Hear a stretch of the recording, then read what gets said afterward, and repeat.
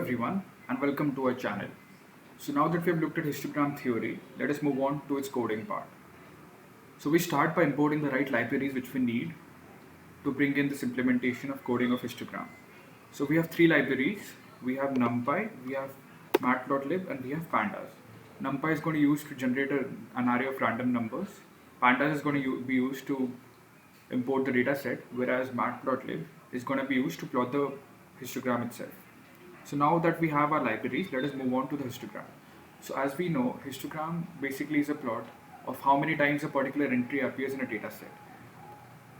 So I've generated a random data set here. Let's just show you the data set first. Basically the array first by commenting these two.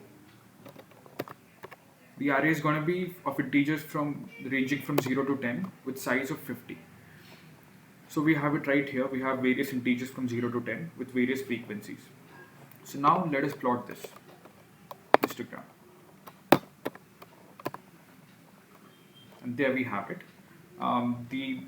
It is represented across the x-axis with integers 0 to 9 along with the frequencies on the y-axis.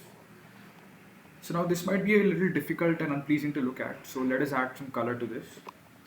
We can do that by the syntax, which is as follows. I'm choosing yellow and an edge color so that we can differentiate our individual integers with each other. Red as the borderline. So there we have it. Now it is much easier to look at. So this histogram looks a little bland, right? We can add a title as well as an X label and a Y label to it so that it can give us more information just by looking at it. So we can do that as follows. We have title, X label and Y label. There it is. So now that we have plotted our histogram on random data, let us move on to plotting it on a dataset which is of utmost importance in machine learning. So I'm going to be using Google Colaboratory for this, and you'll have to mount your drive first, which you can do as follows by clicking on this and then clicking on this option of mounting the drive. I've already mounted my drive, and then click on this option of drive, my drive, and then just select the dataset which you want. If you select the data set, you can have the copy path option here. So I've already copied the path right here, and my data set is admissions dataset.csv. So we have our data set right now. It is imported by Google Colaboratory, and this is how it's going to look like. So we have these columns, GRE score, TOEFL score, university ranking, etc., etc. Let us print out those columns. So the first histogram which we'll plot is going to be on the CGPA column.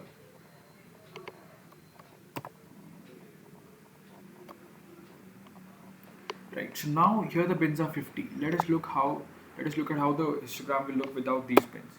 So by default, if you don't provide any bins to the histogram, it's going to assume a random default value of 10.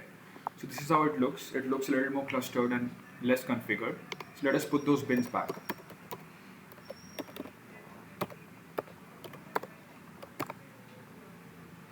Yeah, much better. So another option of putting in the bins is this, by passing basically a list of bins right here. So the range of values in our CGPA column is such that it falls between 90 and 120. So what you can do by passing this list is you can define a class interval. In this case, it is 90 to 100 is one class, 100 to 110 is another class, and 110 to 120 is another class. So let us see how that looks like. There it is. We have three bars, one from 90 to 100, another from 100 to 110, and the next one from 110 to 120. So this is how we can configure bins in a histogram. And always remember the random default value of a bin is 10 if you do not provide any value. So the next is, let us see how we can use a histogram for an analysis. I'm plotting a subplot of basically two different columns which we have in our data set. One is GRE score and another is chance of admit. So as we can see, we have a key error here, which is chance of admit. Basically, this is not a column name according to Google Colaboratory. So it is always a good practice to print out your columns right here. As you can see, there's a space after chance of admit. So it is a wise thing to what a wise thing to do would be is to simply copy this entire thing and then paste it here. See, there's no space which I have given. These are very small mistakes which can cause a lot of frustration, and consume a lot of time.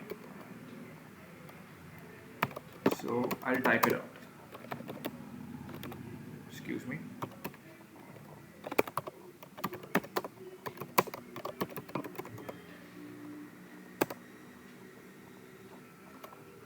Yeah, there it is. Chance of admit and GRE score. So now what can be noticed is across the x-axis, as the trend increases and goes towards the higher side of the x-axis, both the GRE score and the chance of admit increase and then decrease. So this can be used as analysis, for feature selection or other important aspects of building a machine learning model. So now that we have looked at histograms in Matplotlib, let us move on to the next library which we have, which is histogram in Seaborn. So first things first, as always, we import the library, import Seaborn as SNS, and this is how we're going to plot a histogram on the research column. So this is how it looks. There's a density line as well in Seaborn. It is much more appealing and much better looking than Matplotlib. So this is a suggested library in all cases. So if you don't want this density line, obviously you can remove it. Let us plot that on LOR, and then there are obviously more configurations you can do, like color being red and bins again be configured to a list from 1 to 5. So as you can see, there's no density line anymore and the color is red, and again the bins have been changed. There's 4 in total, ranging from 1 to 2, 2 to 3, 3 to 4 and 4 to 5. Well, so that's about it guys. Thank you very much. Please like, share and subscribe and stay tuned for more videos.